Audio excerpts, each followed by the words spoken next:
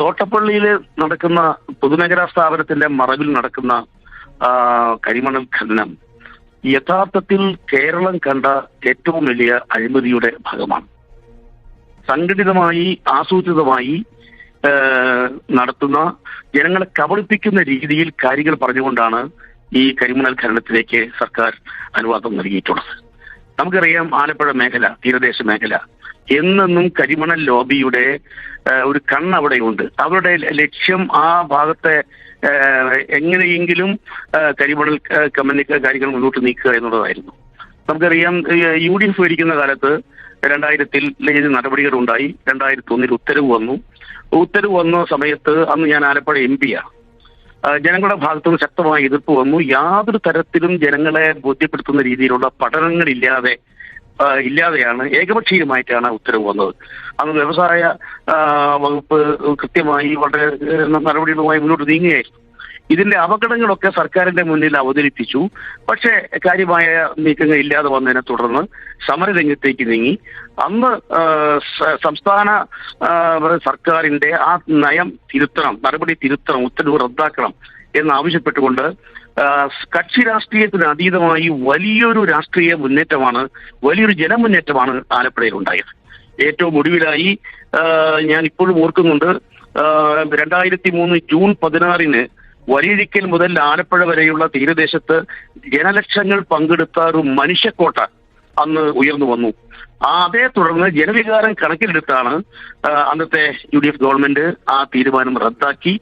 തികച്ചും ന്യായമായ, അഭിനന്ദനീയമായ ഒരു തീരുമാനമാണ് UDF സർക്കാർ റദ്ദാക്കാൻ എടുത്തത്. കാരണം ജനങ്ങളുടെ വികാരം, ജനങ്ങളുടെ സമരം അത് കൃത്യമായി വിലയിരുത്തി ആ തീരുമാനത്തിൽ സർക്കാർ പിന്നോട്ട് പോവുകയായിരുന്നു.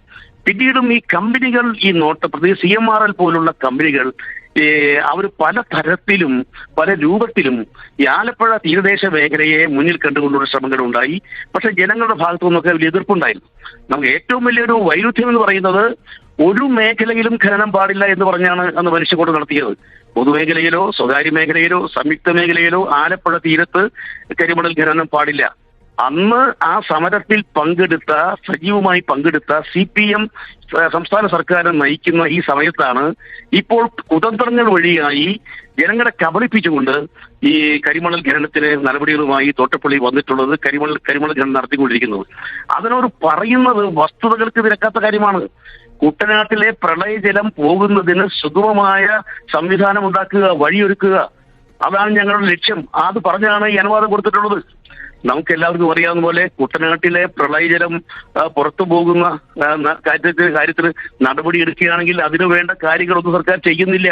ഈ കുട്ടനാട്ടിന്റെ പേരിൽ നടക്കുന്ന ഈ കളി തുറന്നു കാണിച്ചുകൊണ്ട് ഞാൻ മുഖ്യമന്ത്രിക്ക് പല കത്തുകൾ എഴുതിയിരുന്നു.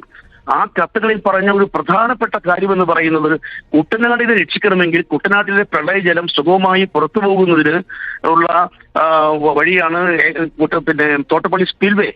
അതിന്റെ ഷട്ടറുകൾ നേരത്തെ പറഞ്ഞതുപോലെ 40 ഷട്ടറുകൾ കേടുപാടായി. 7-ാം നമ്പർ ഷട്ടർ തകർന്നിരിക്കുന്നു. അത് പ്രവർത്തനക്ഷമമല്ല.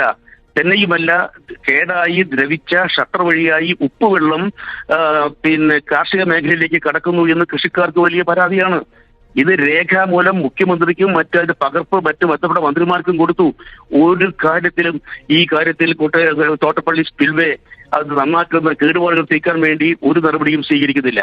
തന്നെയുമല്ല, കുട്ടനാടിനെ ചെയ്യണമെങ്കിൽ ഏറ്റവും പ്രധാന കാര്യം, വിയ്യപുരത്തുനിന്ന് തോട്ടപ്പള്ളിയിലേക്ക് വരുന്ന ലീഡിംഗ് കനാലുണ്ട്. അതിലെ എക്കലും മണ്ണും നീക്കം ചെയ്ത് ജലനിർഗമനം നീരൊഴുക്ക് സുഗമമാക്കുക എന്നുള്ളതാണ് ഏറ്റവും പ്രധാനപ്പെട്ട ഒരു കാര്യം. രണ്ടാമത്തെ കാര്യം, AC കനാലും അതുപോലെ മറ്റ് അനുബന്ധമായിട്ടുള്ള ആറുകളിലും തോടുകളിലും ഇടത്തോടുകളിലും വെള്ളം ശരിക്ക് പോകുന്നതിനുള്ള സൗകര്യം ഒരുക്കുക. മൂന്നാമത്തെ പ്രധാനപ്പെട്ട പോയിന്റ്, തണ്ണീർമുക്കം ബണ്ട് വഴിയായി കുട്ടനാട്ടിലെ പ്രളയജലം പുറത്തു കളയുന്നതിന് വേണ്ട തടസ്സങ്ങൾ നീക്കുക, സുഗമമായി നടപടി സ്വീകരിക്കുക. പിന്നെ ഏറ്റവും പ്രധാനപ്പെട്ട കാര്യം, മാധ്യമങ്ങളിൽ റിപ്പോർട്ട് ചെയ്തുകൊണ്ട് വേമ്പനാട്ട് കായല് എക്കലും ചെളിയും നിറഞ്ഞ് വെള്ളത്തിന്റെ ആഴം കൊണ്ട് കുറഞ്ഞിരിക്കുകയാണ്. കുട്ടനാട്ടിൽ നിന്നും വെള്ളം പുറത്തു പോകാത്ത ഒരു തരത്തിലേക്ക്, വെള്ളം എടുക്കാത്ത തരത്തിലേക്ക് വേമ്പനാട്ട് കായൽ എത്തിയിരിക്കുന്നു. ഇങ്ങനെ അടിസ്ഥാനപരമായ പ്രശ്നങ്ങൾ നമുക്ക് എല്ലാവർക്കും അറിയാവുന്ന പോലെ 2019 ഒക്ടോബറിൽ സ്റ്റേറ്റ് പ്ലാനിംഗ് ബോർഡ് തയ്യാറാക്കിയ പ്രളയാനന്തര കുട്ടനാട് അവർ ഒരു റിപ്പോർട്ടുണ്ട്. ഇതൊന്നും നോക്കാതെ കേവലം കരിമണൽ കമ്പനി CMRLനെ സഹായിക്കുക, അവർക്ക് കരിമണൽ എത്തിക്കുക, അതിനു വേണ്ടിയുള്ള ഒരു വലിയ അഴിമതിയാണ് നടന്നിട്ടുള്ളത്. ഏതായാലും ഇപ്പോഴെങ്കിലും ഇത് സജീവ ചർച്ചയായി വന്നതിൽ ഞാൻ വളരെ സംതൃപ്തനാണ്. ഞങ്ങളൊക്കെ നേരത്തെ 2000 മുതൽ പറഞ്ഞുകൊണ്ടിരിക്കുന്ന കാര്യമാണ്. പക്ഷേ മാധ്യമങ്ങളിലൊന്നും വേണ്ട പോലെ ശ്രദ്ധിക്കപ്പെട്ടില്ല. അതേ സമയത്ത് തന്നെ സമരത്തിനെതിരായിട്ടൊരു ക്യാമ്പയിനാണ് അവർ നടത്തിക്കൊണ്ടിരുന്നത്.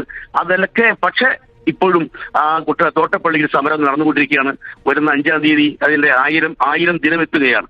ഏതായാലും തീരദേശ ജനതയെയും കുട്ടനാടൻ ജനതയെയും കബളിപ്പിച്ചുകൊണ്ട് കരിമണൽ കമ്പനിക്ക് വേണ്ടി CMRLന് വേണ്ടി സർക്കാർ നടത്തിയ മുഖ്യമന്ത്രിയുടെ നേതൃത്വത്തിൽ മുഖ്യമന്ത്രി അറിഞ്ഞുകൊണ്ട് മനഃപൂർവ്വം നടത്തിയ ഒരു കള്ളക്കളിയാണിത്. ഇത് കേരളം കണ്ട ഏറ്റവും വലിയ അഴിമതിയാണ് എന്ന കാര്യത്തിൽ യാതൊരു സംശയവുമില്ല. ഇത് ജനങ്ങൾ ശരിക്കും ഇറങ്ങേണ്ടതാണ്. ജനങ്ങളുടെ ഭാഗത്തുനിന്ന് ശക്തമായിട്ട് ഇറങ്ങിയേ മതിയാകൂ. അതായത് അന്ന് 2003 അന്ന് സമരരംഗത്ത് വന്ന CPM ഇത് ചുവട് മാറ്റി നേരെ വിപരീതമായ തലത്തിലേക്കാണ് വന്നിരിക്കുന്നത്. ഒരു കാര്യം എടുത്തു പറയേണ്ടതായിട്ടുണ്ട്. CPI അന്നും ഇന്നും ഒരേ നിലപാടാണ് സ്വീകരിച്ചിട്ടുള്ളത്. പക്ഷേ CPMന്റെ അവസരവാദപരമായ നിലപാട് കരിമണൽ കമ്പനിയെ, സ്വകാര്യ കമ്പനിയെ, CMRLനെ പീഡിപ്പിക്കാൻ വേണ്ടിയുള്ള നടപടി അധികം തന്നെയുമല്ല. ഇപ്പൊ വന്നിട്ടുള്ള ഏറ്റവും പ്രധാനപ്പെട്ട കാര്യം CMRL 135 കോടി രൂപ കേരളത്തിലെ രാഷ്ട്രീയ തലത്തിൽ അല്ലെങ്കിൽ ട്രേഡ് യൂണിയൻ തലത്തിൽ പോലീസുകാർക്ക്, മാധ്യമ സ്ഥാപനങ്ങൾക്ക് കൊടുത്തു എന്നാണ് പറയുന്നത്. അതായത് അവർ തുറന്നു പറയുകയാണ് അവര് ഞങ്ങളുടെ സംരംഭങ്ങൾക്ക് എതിർപ്പ് വരാതിരിക്കാൻ അതിനുവേണ്ടിയാണ് ഞങ്ങൾ ചെയ്തത്. അതായത് അവരുടെ തെറ്റായ ജനദ്രോഹപരമായ നടപടികൾക്ക് കൂട്ടുനിൽക്കുന്നതിന് പൊതുസമൂഹത്തിൽപ്പെട്ട പല തലത്തിൽപ്പെട്ട ആളുകളെ സ്വാധീനിക്കുന്ന വളരെ തെറ്റായ നടപടി. കേരള രാഷ്ട്രീയം എത്രമാത്രം ദുഷിച്ചിരിക്കുന്നു, കേരള രാഷ്ട്രീയം എത്രമാത്രം മലിനപ്പെട്ടിരിക്കുന്നു. രാഷ്ട്രീയ സംവിധാനത്തിൽപ്പെട്ട ആളുകൾക്ക് അല്ലെങ്കിൽ പൊതുരംഗത്തുള്ളവർക്ക് ഈ കാര്യത്തിലൊക്കെ ഒരു അടിസ്ഥാനപരമായ ഒരു നിലപാടില്ലാതെ പോയി.